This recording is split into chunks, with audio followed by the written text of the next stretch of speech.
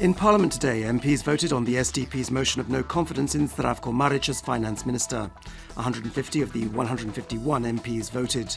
75 voted in favour of Maric's dismissal, while 75 voted against, which means that the Finance Minister keeps his portfolio.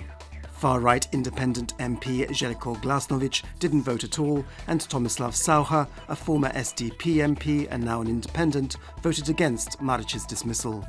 After the vote, Parliamentary Speaker Božo Petrov called for a 2-hour recess, which prompted the HDZ's Deputy Parliamentary Speaker Željko Reiner to protest that he was breaking parliamentary rules, as the longest recess he could call for was 30 minutes. Later today, MPs are expected to vote on the HDZ's no-confidence motion in Parliamentary Speaker Božo Petrov, for which the HDZ have already collected 79 signatures.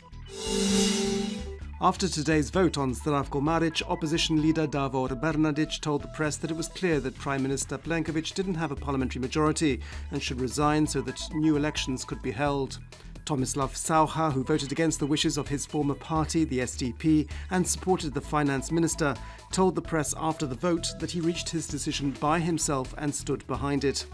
And Croatia's Prime Minister held a special press conference at which he again criticised the opposition for bringing the no-confidence motion against Zdravko Maric and defended his government's record.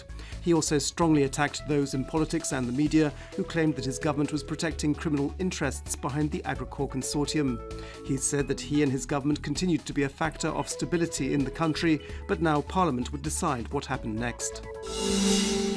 After Parliament's Credentials and Privileges Commission confirmed that Most's former ministers could take their seats in Parliament as MPs early this morning, this was also confirmed at a vote in Parliament.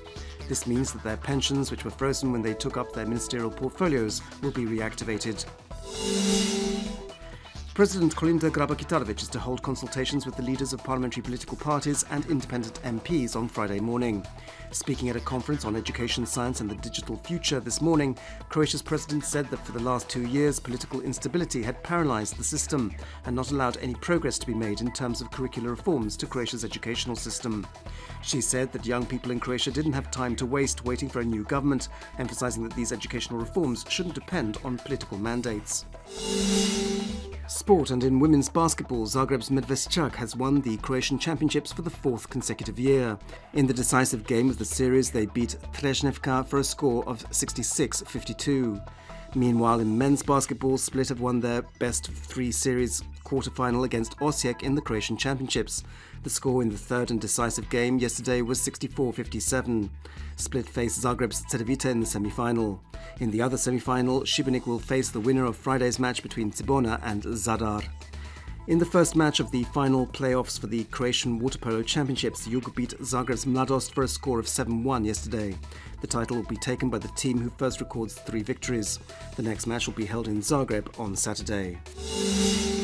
This afternoon's forecast calls for at least partly sunny weather with variable cloud cover. There'll be occasional rain in places, which is most likely in western inland regions and along the northern Adriatic. The most sunshine will be in eastern and southern parts of the country. There'll be a light to moderate southwesterly wind with a southeasterly yugo wind on the northern coast. Highest daily temperatures will be between 19 and 22 degrees Celsius, a little lower in the mountains and a little higher in Dalmatia. During Thursday night and into Friday morning, it'll become cloudier and rain is expected. There'll be rain showers and thunderstorms in places. Skies will clear during Friday afternoon.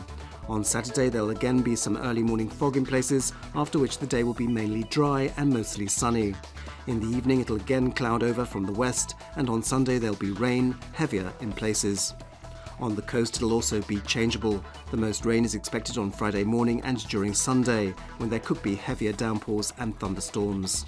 A southeasterly yugo wind will strengthen on Saturday, while on Sunday there'll be a strong northeasterly Bura wind on the northern coast.